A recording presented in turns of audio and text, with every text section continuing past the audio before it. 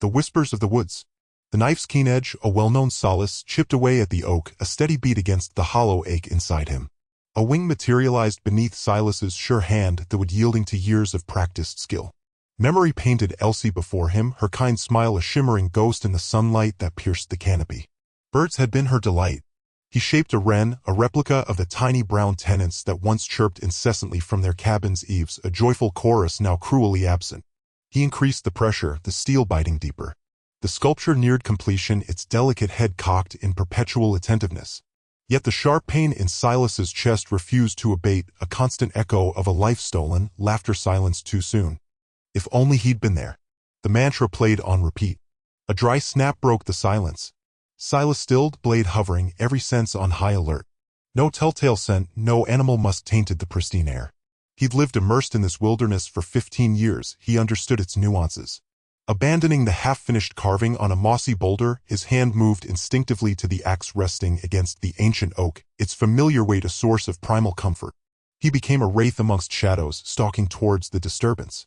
The terrain descended towards Whispering Falls, where water plunged in frothy veils over verdant rocks into the pool below.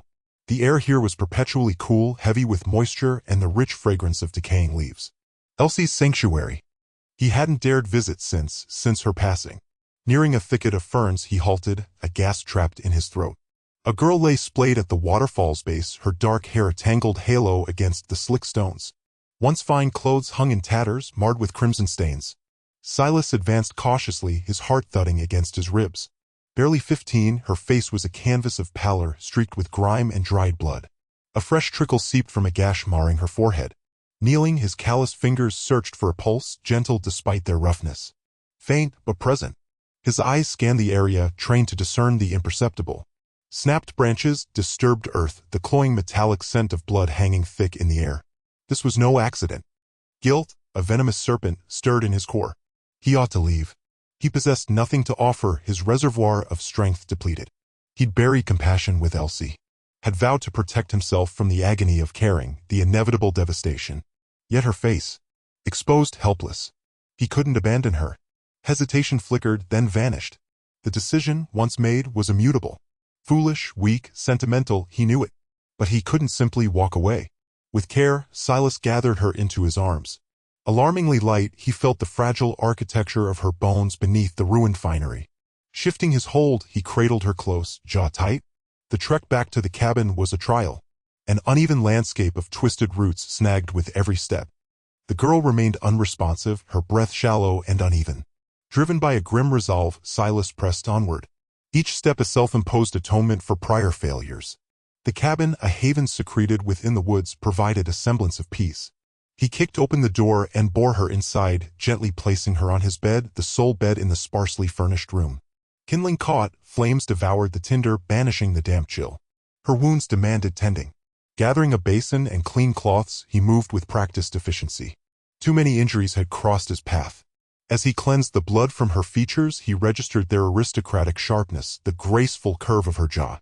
Even unconscious, she radiated an aura of nobility. Who was she? What had befallen her? Another wound, a savage tear on her shoulder, lay partially concealed beneath the tattered remains of her garment. It required stitches. Rummaging through his meager supplies, he found a needle and thread. He'd repaired countless tears in hunting attire, but mending a life was uncharted territory. He threaded the needle, his hands steady despite the tremor that ran through him. He knew neither her identity nor her ordeal. He only knew he refused to let her perish. He would safeguard her, at least until she regained the strength to depart. He owed her that much. He owed Elsie that much. He began to stitch the wound, brow furrowed in concentration. Outside, the wind intensified, stirring the leaves overhead. The woods seemed to murmur secrets, dark and forbidding. Silas tuned them out, his focus riveted on the girl before him, her destiny now inextricably bound to his own. Shadows of the past. The fever held Anya captive, a stifling blanket woven with heat. Silas wrung the crimson-tinged water from a fresh cloth. He pressed it to her brow. Heat bloomed beneath his fingers despite the shivers that convulsed her. Years spent mending broken creatures gave his movements a sure grace, yet none had seemed so close to breaking. The cabin air, thick with wood smoke and the sharp tang of his herbal concoctions, offered meager comfort compared to a proper healing ward, but it was all he could offer. Anya's breaths came in shallow gasps, strands of ink-dark hair clinging to her sweat-slicked face. That shade, it evoked a memory best left buried. Elsie. The thought crashed over him, a rogue wave of grief. Elsie's laughter, bright and warm as a hearth fire, had once been the cabin's music. He could almost hear it now, a ghostly echo of joy. Closing his eyes, he saw her in the garden, earth staining her fingertips as she coaxed life from the unyielding soil. Then the idyllic image shattered, replaced by that night's brutal tableau. The screams, the roaring inferno, the cold gleam of steel under the moon. He'd been too slow, too ineffectual. He should have been stronger, a better shield. They had descended upon the village like ravenous wolves, their savagery a nightmare made real. He'd fought them back, yes, but not well enough. Elsie had intercepted an arrow meant to pierce him. Guilt, a familiar tormentor, settled heavily in his gut. He had failed Elsie. Could he redeem himself by saving this girl? He opened his eyes, focusing on the pallor of Anya's face. This wasn't about the past. It was about present duty, a silent vow to Elsie's departed spirit. He wouldn't falter again. He adjusted her bandages, renewing the poultice of comfrey and willow. The wound spoke of skilled violence, a grim testament to someone's brutal proficiency. Who was she, and from what corner of the world did she hail? As if his thoughts had conjured her, Anya stirred. Eyelids like storm-gray silk fluttered open, revealing eyes clouded with pain and confusion. She attempted to sit, a soft cry escaping her lips as she sank back against the pillow. Easy now, Silas murmured, his voice a low rasp, more comforting than gentle. You're injured. Rest. Her gaze finally found him, a spark of recognition flickering within those troubled depths. Who are you? Her voice was a dry whisper. My name is Silas. She repeated it, testing the sound. Her eyes widened, terror blooming across her features. Crowns. She choked, her voice almost lost. Shadows? Shadows everywhere. Her eyes clenched shut as if warding off a vision too terrible to bear. Her body trembled, and she lapsed into unintelligible mutterings, lost within the rising fever's delirium. He leaned closer, straining to catch her fragmented words. The throne. They seek the throne. Silas frowned, a knot of unease tightening in his stomach. Thrones and shadows? Her words hinted at something far beyond a simple bandit raid. He'd stumbled into a web far more intricate and dangerous than he could have ever anticipated. He placed a palm against her forehead, registering the oppressive heat radiating from her skin. Rest, he commanded softly. Don't speak. Just rest. She slipped back into the abyss of unconsciousness, her face a mask of fear. Silas remained by her side, the weight of the past and the ominous shadow of the future pressing down on him. He was no longer simply a hermit seeking solace in the woods. He was now a guardian, a bulwark against the darkness haunting this girl's dreams. And he had no idea what lay in wait. The language of wood. The forest held its breath. Silas, crouched low, pointed to a patch of disturbed earth. Rabbit. See the droppings? Fresh. They'll be back. He whispered the words, his breath misting in the cool morning air. Anya, still pale and unsteady, mimicked his stance, her gaze fixed on the ground. Her fever had broken, leaving her weak but clearer of mind. How? How do you know? She asked, her voice raspy. Silas straightened, the movement fluid despite his size. Years of watching, Anya. The forest speaks if you listen. It has its own language. He showed her how to set a simple snare using pliable branches and a length of his own worn leather belt. Patience is key. Don't expect a feast every day. He spent the morning teaching her the basics. Which berries to avoid, the bright red ones that promised sweetness but delivered a burning sickness. How to identify edible roots by their leaves and the texture of the soil around them. Anya listened intently, her brow furrowed in concentration, her quick mind absorbing the information. The fear in her eyes hadn't completely vanished, but it was tempered by a spark of something else, determination. That afternoon, Silas led her to a fallen birch, its silver bark peeling away in papery curls. He handed her a small, sharp knife, one he'd used for whittling since he was a boy. Try this. Anya took the knife gingerly, turning it over in her hands. I don't know how. The wood will guide you, Silas said, his voice softer than she'd yet heard it. He picked up a smooth piece of birch bark and demonstrated, carving a simple line that followed the grain. Feel the resistance. Let the knife be an extension of your hand. She copied him, awkwardly at first, her brow furrowed in concentration. The wood felt unfamiliar beneath her fingers, rough and unyielding. But slowly, as Silas guided her, she began to find a rhythm. Small shavings curled away from the bark, releasing a clean, woody scent. They worked in silence for a long time, the only sound the rustle of leaves and the scrape of steel against wood. Silas carved a small bird, its wings outstretched in flight. Anya struggled with a simple circle, her hands clumsy and uncertain. But as the afternoon wore on, her movements became more confident, the lines cleaner. That night, as the fire crackled and spat, Anya sat huddled in her blankets, staring into the flames. Silas watched her, his face etched with worry. She'd been quiet all evening, her eyes distant and unfocused. Suddenly, she gasped, clutching her head. "Crowns," she whispered, her voice trembling. "I see. Crowns of gold." Silas moved closer, kneeling beside her. "Anya? What is it?" Her eyes were wide with terror. "A city. Burning. Stone melting like wax. People screaming." She started to tremble violently, her body racked with shivers. Silas reached out and took her hand, his grip firm and reassuring. "It's just a dream, Anya. A bad dream." But her eyes didn't see him. She was somewhere else, caught in the grip of a nightmare. "The shadows. They're coming for me." The firelight danced in her eyes, reflecting the flickering images of her terror. Then, just as suddenly as it had begun, the episode passed. Anya blinked, her gaze focusing on Silas. I don't understand," she said, her voice weak and confused. "I saw. I felt." Silas held her close, stroking her hair. "Don't try to understand, Anya. Just rest. You're safe here." But he knew with a certainty that chilled him to the bone that she wasn't safe. Not really. The shadows she spoke of were real, and they were still hunting her. And he, Silas Blackwood, was now caught in their path. He looked at the small wooden bird he had carved earlier, lying on the ground near the fire. It seemed fragile and insignificant, a poor defense against the darkness that was closing in. But it was all he had, and he would protect her even if it cost him everything. Rumors of tyranny. The wind that day bore more than fallen leaves, it carried voices. Faint at first, they threaded through the trees like ghostly melodies, then grew distinct as a small band of travelers stumbled along the weedy path near Silas's cabin. He'd been honing his axe, the rasp a familiar, grounding sound, but he stilled his hand, head cocked in query. Inside, Anya struggled to repair a rent in the homespun tunic he'd given her. "Did you hear something?" she murmured, her brow creased in concentration as she battled with the recalcitrant thread. "Travelers," Silas rumbled, resuming his work. "Likely just passing." He prayed it was so. Isolation suited him.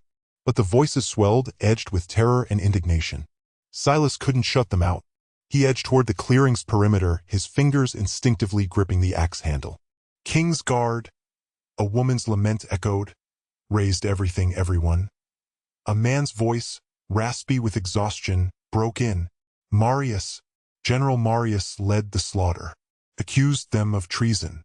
Claimed the king was a puppet, controlled by dark arts. Ice bloomed in Silas's gut. Marius. The name was a poisoned dart. He'd heard whispers of the general's vaulting ambition, his brutal efficiency. Hunting the heirs. The woman's broken voice continued. "They say the king had offspring. Marius wants them extinguished, every last one." Silas melted back into the arboreal shadows, his pulse hammering. He spared a glance toward the cabin. Anya remained inside, unaware of the peril that had just gusted in on the wind. He had to shield her. The instinct, raw and compelling, surged through him. The caravan lumbered onward, their voices receding into the distance, leaving a palpable tension in their wake. Silas retreated to the cabin, his movements measured, his expression carved from granite. Anya glanced up as he entered, her eyes searching. "What is it, Silas? You look like you've seen a specter." He summoned a reassuring smile. "Just travelers, peddling rumors. Nothing to fret over." The words tasted like ash in his mouth. He couldn't shroud the truth from her. Not now. Not if Marius truly stalked the royal progeny. "They spoke of carnage," he said, his voice a low timbre. "In the capital. Orchestrated by General Marius." Anya's breath hitched. Her eyes widened and she instinctively clutched the diminutive, intricately carved wooden amulet she constantly wore. It was her sole link to a forgotten past. Silas noticed the trinket, something he'd not truly registered before. "Where did you get that?" he inquired gently. I don't recall," she stammered, her fingers tracing the subtle details of the carving. "I've always possessed it." Acting on impulse, Silas reached out and took the amulet. He scrutinized it, his fingers exploring the polished surface. There was something, a yielding, almost undetectable. He twisted the pendant, and with a faint click, a secret recess yawned open, revealing a tightly furled scrap of parchment. Anya gasped, "What is it?" Silas carefully unfurled the parchment. It was a map, faded and fragile but plainly depicting a region he knew well, the western reaches bordering the Whispering Woods. A bold circle marked a location deep within those woods, a place Silas had always avoided. But that wasn't all. As Anya reached for the tunic, her fingertips grazed the hem. Something felt amiss. Silas examined the seam, his brow furrowed in puzzlement. He painstakingly unpicked the stitches, exposing a secondary layer of fabric. Sewn into the lining was another piece of parchment, larger and more elaborate. It was another map, this one charting the capital city, but adorned with a series of symbols and notations that were clearly not intended for public viewing. "What does it signify?" Anya whispered, her voice trembling like a leaf in a storm. Silas stared at the maps, his thoughts colliding like runaway carts. The massacre, Marius, the concealed compartments. It all converged on a terrifying revelation. Anya was more than a refugee. She was linked to the royal bloodline, and these maps were the key to something that Marius desperately sought to suppress. He gazed at Anya, her eyes brimming with fear and bewilderment. He knew then that he couldn't merely stand on the sidelines. He had to champion her cause. He had to safeguard her, not just from the dangers of the wilderness, but from the far more treacherous Game of Thrones. The general's shadow. The approaching hoofbeats hammered against the earth, a morbid drumbeat that annihilated the clearing's peace. Ice gripped Silas's veins. The rhythm was unmistakable, the thunder of war horses, a full complement, not the leisurely clip-clop of wayfarers. He spat a curse. Marius. Inevitably. He nudged Anya toward the hearth, his voice a gravelly rasp. The alcove. Quick. Not a peep. Her eyes, saucers of fright, mirrored his own dread. She lunged for the side of the fireplace, her fingers dancing frantically over the nearly invisible join in the stones. He constructed the bolt hole years prior, a place for stashing valuables, never envisioning it as a refuge from a despot's fury. A brutal fist began assaulting the cabin door before Anya was fully concealed. Silas slammed the panel back, the mechanism's faint snick masked by the battering. He snatched his pipe from the mantel, packing it with tobacco, feigning the languor of a quiet afternoon. He drew a slow, measured breath. This was it. The door buckled inward, sending splinters flying like shrapnel. 3 soldiers, draped in Marius's crimson and black, surged into the confined space, their blades bared. The leader, a massive figure etched with scars, deposited a gob of spit on the floor. "Silas Blackwood," he growled, his voice a rasp of iron. Silas adopted a befuddled expression, his shoulders sagging. He puffed on his pipe, the smoke a temporary screen. "That's me. What's the meaning of this intrusion? You nearly destroyed my entrance." "We're hunting someone," the brute barked, his gaze sweeping the room, missing nothing of consequence. "A young woman. Answers too irrelevant. You seen anyone fitting that description? Traveling solo?" Silas faked a coughing fit, waving away the smoke. "A woman? Out here? Land's sakes, friend, I haven't clapped eyes on another soul in weeks. Just yours truly and the squirrels. This old shack isn't exactly a tourist destination." He chuckled, a dry, rattling sound intended to project harmlessness. His audience seemed unconvinced. 2 of them began ransacking the cabin. They appended furniture, tore bedclothes, and even tested the floorboards with the points of their swords. Silas watched, his pulse a frantic drum solo, praying Anya wouldn't betray their location.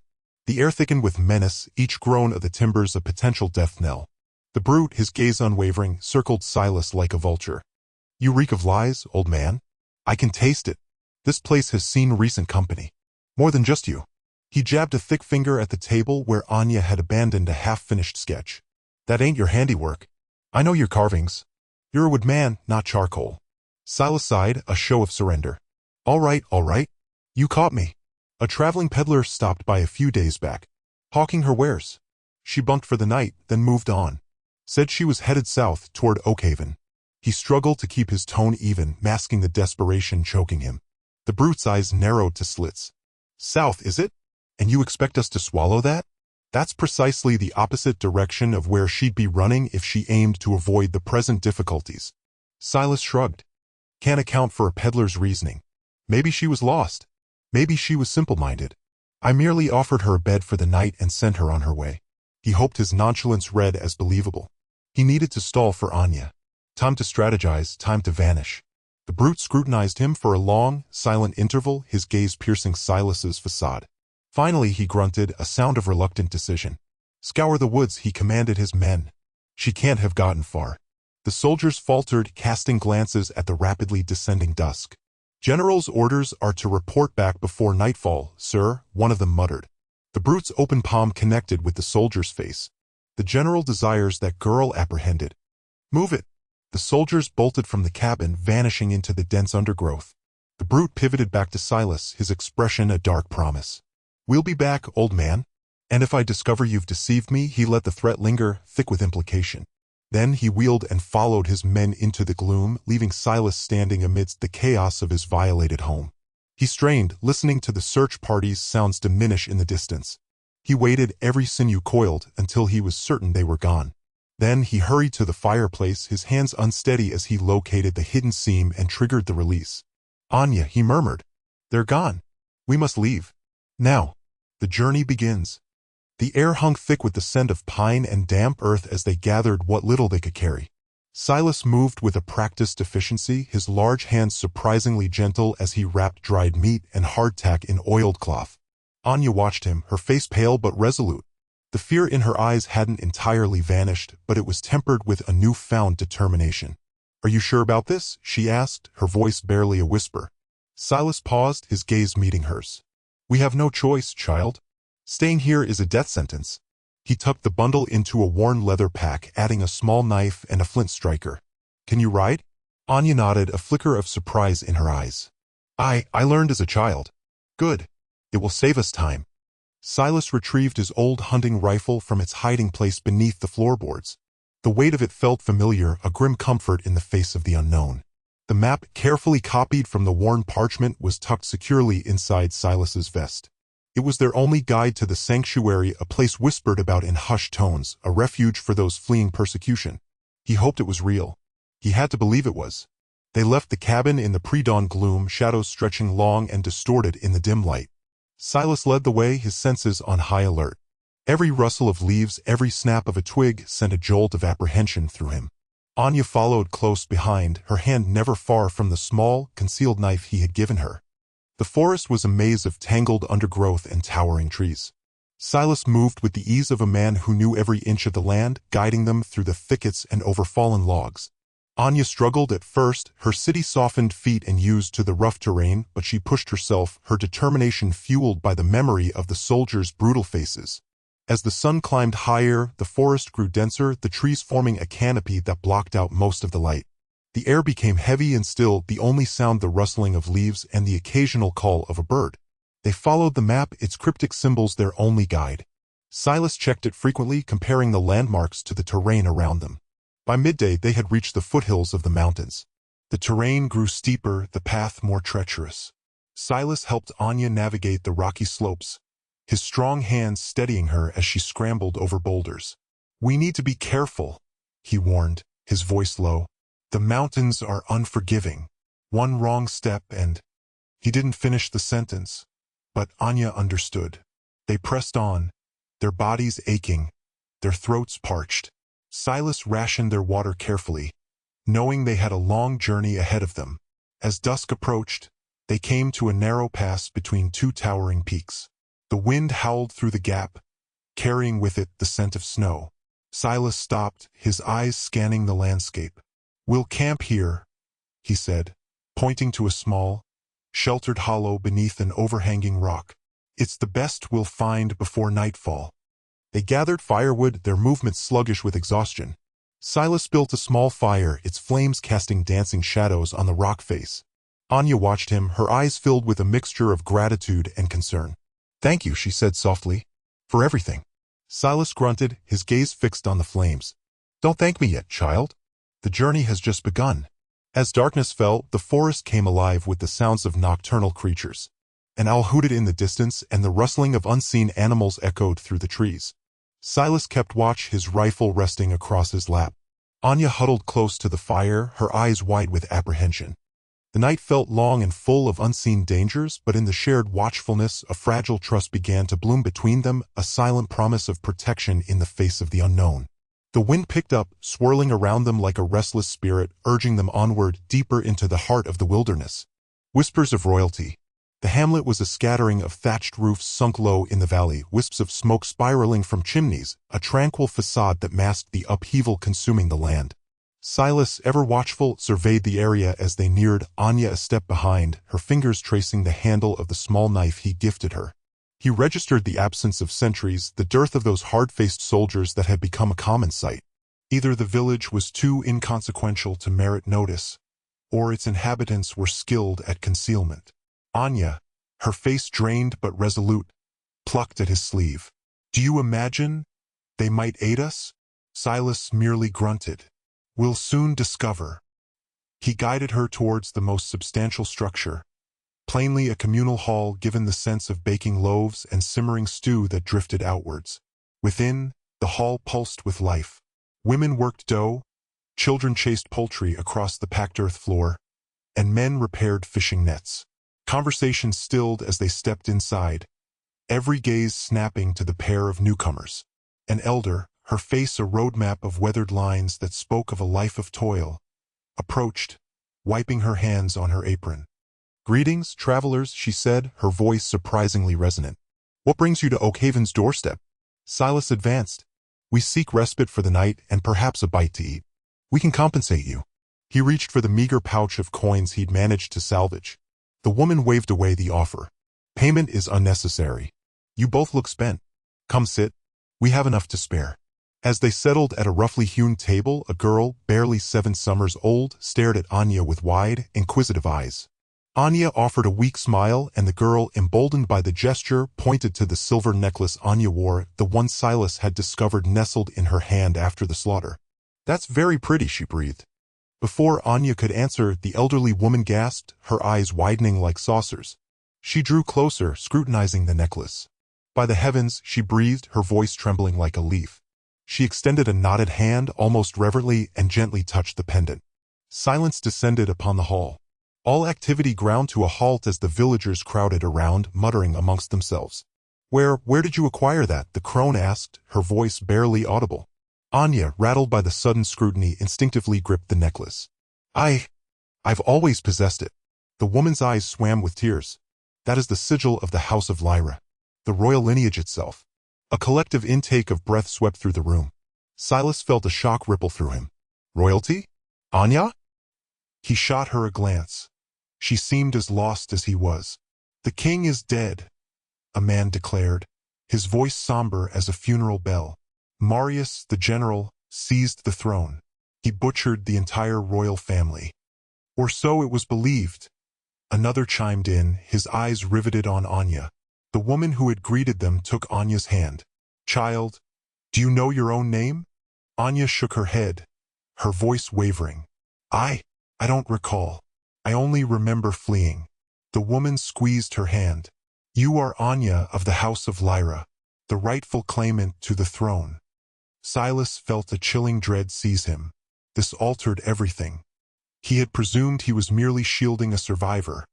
Now he was safeguarding royalty, a fugitive wearing a bullseye. The dangers had just multiplied exponentially. The villagers, their initial shock melting into a blend of reverence and expectancy, began to coalesce around Anya. They recalled tales of the old king, a fair and compassionate ruler, of the prosperity and tranquility that had flourished before Marius's bloody usurpation. They spoke of Marius as well, of his barbarity and ambition, of the ironclad grip with which he governed. "He hunts down anyone with even the faintest whisper of royal blood," one of the men said, his face grim. "We believed they were all gone, that he'd succeeded in wiping out the line." The woman who had first spoken to them added, her voice thick with resolve, "He will not succeed. We will protect her. Oakhaven may be insignificant, but our loyalty is not." As the villagers pledged their allegiance, their limited resources, and their unwavering faith, Silas understood that their journey had veered onto an unforeseen path. The haven they sought was no longer simply a place of refuge, but a glimmer of hope, a gathering point for a revolt against a despot. And he, Silas Blackwood, the taciturn woodcarver haunted by his past, was now inextricably linked to the destiny of a young queen. The princess revealed. The memory hit Anya like a physical blow. One moment, she was tracing the intricate carvings on the village elder's table. The next, she was drowning in a torrent of images, soaring spires of white stone, echoing with music, a woman's gentle hand smoothing her hair, a man's booming laughter filling a sun-drenched garden. She gasped, clutching her head, the table spinning before her eyes. Anya! What is it? Silas knelt beside her, his calloused hand steadying her. His face was etched with concern. The images sharpened, resolving into coherent scenes. A vast throne room, banners emblazoned with a silver lyre, a heavy crown placed upon her head. Smaller hands now, lighter, but her own. She saw herself, younger, running through endless corridors, a mischievous glint in her eyes. The palace, she whispered, her voice trembling. I remember the palace. Silas helped her sit back against the wall, his gaze searching her face. What palace, Anya? Another wave of memories crashed over her. Lessons in diplomacy, state dinners, the weight of responsibility pressing down on shoulders too young to bear it. She saw her mother, Queen Lyra, regal and just, her father, King Theron, a warrior and a scholar. And then, darkness. Screams. The glint of steel. Tears streamed down Anya's face. My mother, my father, Silas pulled her close, letting her weep against his shoulder. He didn't press her, didn't demand answers. He simply held her, a silent anchor in the storm raging within her. When the sobs finally subsided, Anya pulled away, her eyes wide and unfocused. The necklace, it's not just a pretty thing. It unlocked something. She touched the silver lyre nestled against her collarbone. Slowly, haltingly, the words tumbled out, a story pieced together from fragmented memories. A story of betrayal of a trusted general named Marius seizing power in a bloody coup, of a family slaughtered, of a desperate escape orchestrated by a loyal servant. My real name is Amara, she said, her voice barely a whisper. Amara of the House of Lyra. I was a princess. The silence that followed was thick and heavy, broken only by the crackling fire in the hearth.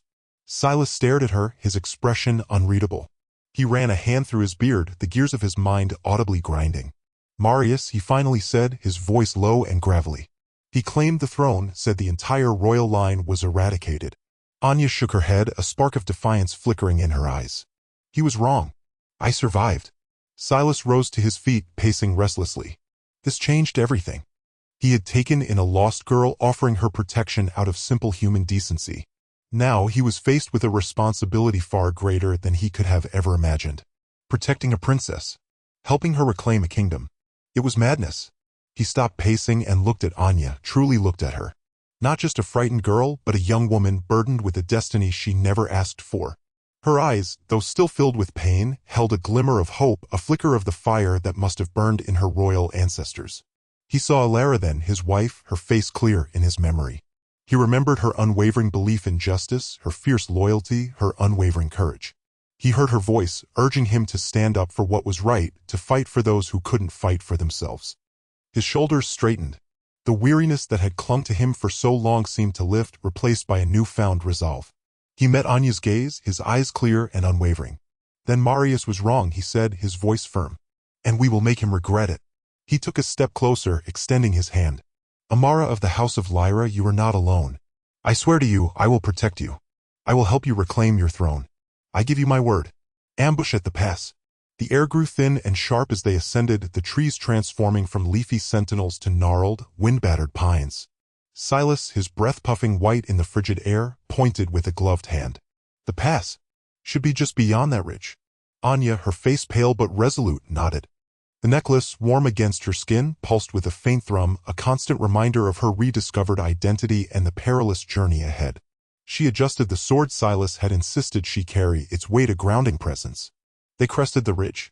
Below, the pass snaked through the mountains like a frozen river, a narrow defile promising sanctuary, but also vulnerability. A scattering of snow painted the scene in monochrome, broken only by the dark silhouettes of soldiers. Marius, Anya breathed, her voice tight with dread. Silas cursed under his breath, his hand instinctively reaching for the axe strapped to his back. He'd known this was a possibility, but hope had stubbornly lingered. Stay behind me, he growled, his gaze sweeping the pass, assessing the enemy's position. They were cleverly concealed amongst the rocks and snowdrifts, a lethal trap waiting to be sprung. We can't outrun them, Anya said, her voice surprisingly steady. We fight. Before Silas could argue, a horn blared, shattering the mountain's silence. Arrows rained down, kicking up snow and thudding into the trees around them. Now! Silas roared, shoving Anya towards a cluster of boulders. He moved with a speed that belied his age, his axe a blur as he deflected arrows. There! Anya shouted, pointing to a section of the pass where a makeshift tripwire, almost invisible against the snow, stretched between two rocks. Silas grinned grimly. He hadn't wasted his time on the journey. He yelled now. Anya drew her sword, the steel glinting in the weak sunlight. As the first wave of soldiers charged into the pass, Anya sliced down the tripwire with a decisive strike, triggering the avalanche Silas had prepared. A roar ripped through the mountains as tons of snow and rock cascaded down, burying the leading soldiers and blocking the pass. The remaining soldiers scrambled for cover, their initial charge broken. Silas, taking advantage of the chaos, charged forward, his axe a whirlwind of steel. He moved with a primal ferocity, each swing precise and deadly. He wasn't just protecting Anya, he was fighting for Alara, for the innocent lives Marius had crushed, for a sliver of redemption in a world steeped in darkness. Anya, despite her lack of experience, fought with a courage born of desperation. She parried blows, her movements growing more confident with each encounter. One soldier, his face contorted with rage, lunged at her. She sidestepped the attack and plunged her sword into his unprotected side. The soldier crumpled and Anya recoiled, momentarily stunned by the act of taking a life. Silas, seeing her hesitation, roared, "Don't think, Anya. Fight!" He smashed his axe into the face of another soldier, sending him sprawling. Marius's men were well-trained and ruthless, but they were fighting on Silas's ground. He knew every rock, every gully, every trick the forest held. He led Anya through a series of daring maneuvers, using the terrain to their advantage. They scrambled behind a rocky outcrop, catching their breath. "We can't hold them off forever," Anya said, her voice strained. "There are too many." Silas nodded grimly. "I know. We need to create a diversion. Get them away from the entrance." He glanced at the surrounding forest, his eyes narrowing. "I have an idea. It's risky, but it might work." He pointed to a narrow, winding path leading up the mountainside. "Can you climb?" Anya looked at the treacherous path, then back at Silas, her eyes filled with a mixture of fear and determination. "I can try." Silas smiled grimly. "That's all I ask." He clapped her on the shoulder, then turned back to face the onslaught, his axe raised, a lone figure standing defiant against the coming storm. "Go. And don't look back." A queen's courage. The biting wind lashed at Silas, each gust a frigid slap. He coughed, spitting a mouthful of coppery warmth onto the snow-dusted ground. A crimson line blossomed on his forearm, a souvenir from one of Marius's thugs and his clumsy axe. "Get out of here, Anya!" he bellowed, throat burning. "Don't let this be meaningless." He couldn't fend them off for much longer. The horizon seemed to slant precariously. At the mouth of the switchback trail, Anya lingered. Her face, smudged with grime and illuminated by the bonfires below, was a canvas of anxiety. "I won't abandon you," she retorted, her voice ringing with steel. "You must. You are their last hope." Silas swayed, using his weapon as a crutch. He shoved her, none too gently, toward the path. "You are their queen." Frozen tears tracked paths down Anya's cheeks. One last, desperate glance and she vanished into the swirling white curtain. Silas bared his teeth in a feral grin. He faced the oncoming soldiers, raising his axe. "Come and try your luck," he rasped. Anya clawed her way up the treacherous incline, each breath a shallow gasp. The wind shrieked like a tormented spirit, tugging at her cloak. She knew Silas was granting her passage, perhaps even his life. The thought galvanized her, transforming fear into a resolute chill. Cresting the pass, she gazed down upon her village, a vista of ruin. Embers winked in the skeletal remains of buildings, the air thick with the cloying stench of charred wood and death. Marius's soldiers stalked the lanes, their expressions cruel and avaricious. And there, dominating the square, surrounded by his lackeys, sat Marius astride a coal-black destrier, his features a study in smug satisfaction. Anya descended the slope, her heart a frantic drum against her ribs. She strode directly into the square, ignoring the soldiers' bewildered stares. Marius noticed her, a slow, predatory smile unfurling on his face. "Well now," he drawled, his voice echoing. "What flutters in? A songbird come to silence itself." Anya halted a few paces from his mount, standing erect, chin high, her eyes blazing with defiance. "You murdered my family," she declared, her voice clear, sharp as shattered glass, cleaving through the smoke and dread. "You stole my throne, but you will never break my people." Marius's laugh was a grating rasp. "Empty threats from a whelp. You are nothing." "I am Anya, daughter of King Theron," she proclaimed, her voice resonating with regal authority. "And I am your queen." A wave of murmurs washed over the assembled villagers. They had heard the tales, whispers of a surviving heir. Now, standing before them was validation. A young woman, slight of frame yet radiating a strength that dwarfed her size. Marius's lip curled. "Seize her," he barked. But the soldiers faltered. They glanced at Anya, then at Marius, then back at Anya. His iron grip on their obedience was beginning to fracture. An old woman, her face a roadmap of sorrow, shuffled forward. "She speaks true," she croaked, her voice trembling yet firm. "I knew her mother. I see the queen in her face." Another villager stepped up, then another, and yet another. Soon a throng surrounded Anya, their faces alight with a potent mix of hope and simmering rage. "Enough!" Marius roared, unsheathing his sword. But the villagers held their ground. "For Anya! For our queen!" Someone cried, and the chant was taken up by the multitude. Chaos erupted. The villagers, armed with whatever came to hand, farm implements, carving knives, even rocks, surged forward, overwhelming the caught-off-guard soldiers. Marius fought with the ferocity of a trapped beast, but he was hopelessly outnumbered and outmatched. Anya watched as he was hauled from his horse, his features twisted in a mask of fury and terror. The villagers descended upon him, their long-suppressed fury unleashed. The skirmish was brief and brutal. When the haze cleared, Marius lay broken and humiliated at Anya's feet. His reign of cruelty had ended. Anya surveyed the faces of her people, bruised and bloodied, yet filled with burgeoning hope.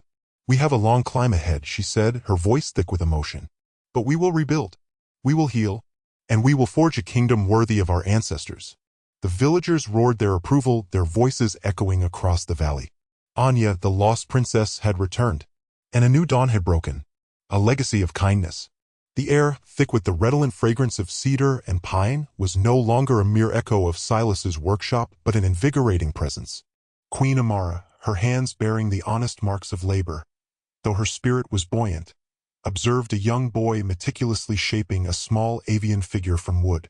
The intensity of his focus was etched on his face, his tongue peeking from his lips, a miniature reflection of Silas in his youth. "Easy now, Alara," Amara murmured, her voice retaining the resonance of the throne room, yet anchored by the fine dust coating her unadorned tunic.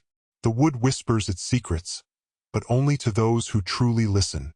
Her inaugural act as sovereign was the establishment of the School of Silas, erected on the very spot where his humble dwelling had stood. Not a grandiose palace, nor a towering testament to conquest, but a sanctuary honoring the understated strength and enduring benevolence of the man who had rescued her. Here, regardless of lineage, anyone could master the craft of woodcarving, a skill Silas believed could unlock the hidden splendor within both nature and the human soul. Master Tiber, his eyes dimmed by age, his touch still deft, oversaw the instruction. Once Silas's own guide, now with Amara's support, he ensured Silas's legacy lived on in every pass of the chisel. "He'd be so proud, Your Majesty," Tiber rasped one evening as the last rays of the setting sun painted the workshop in hues of gold. Amara's smile, a sincere expression that had been dormant for too long, bloomed. "He is proud, Tiber. I feel it in my bones." The intricacies of governance presented a relentless learning experience. Marius had bequeathed a kingdom riven by division, its coffers empty, its populace distrustful.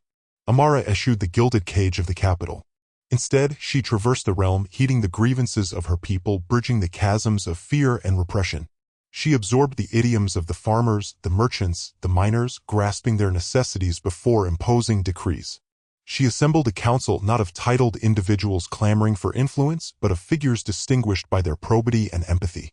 Alara, a woman who had suffered the loss of her family to Marius's barbarity, assumed the role of minister of justice, her judgments tempered by sorrow and guided by an unwavering commitment to equity.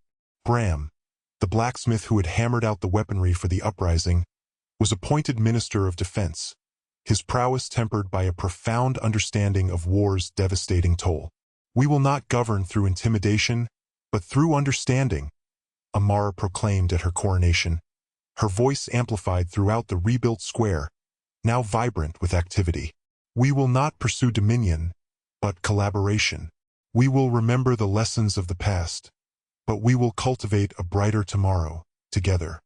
The villagers, once weighed down by despondency, began the arduous task of rebuilding their lives, their spirits ignited by Amara's leadership.